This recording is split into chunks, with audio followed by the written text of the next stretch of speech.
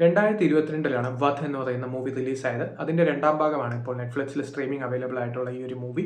So ഈ സിനിമയിൽ first പാർട്ടിലെ പോലെ തന്നെ നീന ഗുപ്തയും സഞ്ജയ് മിശ്രയും തന്നെയാണ് അഭിനയിക്കുന്നത്. ഇത് നീന ഗുപ്തയുടെയും സഞ്ജയ് മിശ്രയുടെയും ക്യാരക്ടർ ഫസ്റ്റ് പാർട്ടിലെ ഓൾഡ് കപ്പിൾസ് ആയിട്ടായിരുന്നു.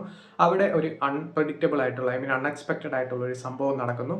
സോ ആ ഒരു സംഭവം എങ്ങനെയാണ് മറക്കേണ്ടതെന്ന് ഈ ഒരു ഓൾഡ് കപ്പിൾസിനെ അറിയാതെ നിൽക്കുമ്പോഴത്തേക്കും അവരെങ്ങനെയാണ് ഇതൊക്കെ സോൾവ് ചെയ്യുന്നത് എന്നുള്ളൊരു സ്റ്റോറിയായിരുന്നു ആ ഒരു മൂവിയുടേത്. അതുപോലെ തന്നെ വലിയ മാറ്റമില്ലാത്തൊരു സ്റ്റോറിയാണ് ഇതിൻ്റേത്. പക്ഷേ സിറ്റുവേഷൻസ് മാറുന്നുണ്ട്.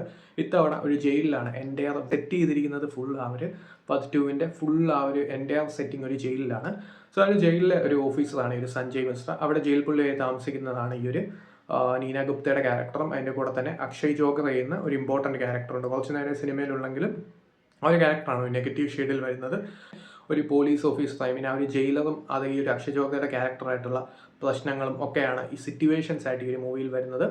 സോ അങ്ങനെ സിറ്റുവേഷൻസ് കുറച്ച് ഡിഫറൻ്റ് ആണ്. പക്ഷേ ഈ ഒരു മൂവിയെ സംബന്ധിച്ച് മൂവിയുടെ ഏറ്റവും വലിയ നെഗറ്റീവ് എന്താണെന്ന് വെച്ചാൽ, നമുക്ക് ഫസ്റ്റ് പാർട്ട് പോലെയല്ല, സെക്കൻഡ് പാർട്ടിലോട്ട് വരുമ്പോഴത്തേക്ക് നമുക്ക് പലതും ഊഹിച്ചെടുക്കാൻ സാധിക്കുന്നുണ്ട്. അതായത് പല സംഭവങ്ങളും നടക്കുന്നതിന് മുന്നേ ഇങ്ങനെയാണ് നടക്കുന്നത്, ഇങ്ങനെയാണ് നടക്കാൻ പോകുന്നത്, അങ്ങനെയുള്ള സംഭവങ്ങളൊക്കെ നമുക്ക് ഈസി ആയിട്ട് ഗസ് ചെയ്യാം. പ്രത്യേകിച്ച് ട്രെയിലർ കണ്ടാൽ മിക്ക കാര്യങ്ങളും ഗസ് ചെയ്യാൻ പറ്റും. അതൊക്കെ സിനിമയുടെ വലിയൊരു നെഗറ്റീവാണ്. സിനിമയുടെ പോസിറ്റീവ് പെർഫോമൻസ് സൈഡാണ്. പവർ ഹൗസ് ടാലൻസ് എന്ന് വിശേഷിപ്പിക്കാൻ പറ്റുന്ന രണ്ട് ആക്ടേഴ്സാണ് സഞ്ജയ് മിശ്രയും നീന ഗുപ്തയും.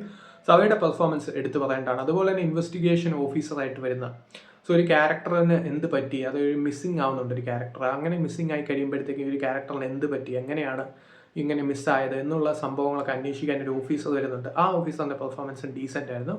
പിന്നെ ബാക്കി നോക്കുകയാണെങ്കിൽ ഈ ഒരു എൻ്റെ ഒരു ഇൻവെസ്റ്റിഗേഷൻ സീനൊക്കെ വരുന്നുണ്ട്. ഈ ഒരു ചോദ്യം ചെയ്യുന്ന ഒരു സീൻ, ഒരു പെർട്ടിക്കുലർ ക്ലൈമാക്സിലൊക്കെ ആ ഒരു സീനിൽ നീന ഗുപ്തയുടെയും സഞ്ജയ് മിശ്രയുടെയും പെർഫോമൻസ് ഒക്കെ എടുത്തു പറയേണ്ട ഒന്നാണ്. സോ അങ്ങനെയുള്ള ഒരു മൂവിയാണ് ബാത്ത് 2. ഒരു ക്രൈം ഡ്രാമ എന്ന നിലയിൽ കണ്ടാൽ ഒരു വാച്ചബിൾ എക്സ്പീരിയൻസ് ആയിരിക്കും. അല്ലാതെ നോക്കുകയാണെങ്കിൽ ഫസ്റ്റ് പാർട്ടിനെ അപേക്ഷിച്ച് അത്രയും ഒരു ഇമ്പാക്റ്റ് നൽകുന്നില്ല എന്നുള്ളത് സിനിമയുടെ നെഗറ്റീവാണ്. സോ നെറ്റ്ഫ്ലിക്സിലെ മൂവി അവൈലബിൾ ആണ്. കണ്ടിട്ട് നിങ്ങളുടെ അഭിപ്രായം പറയാം.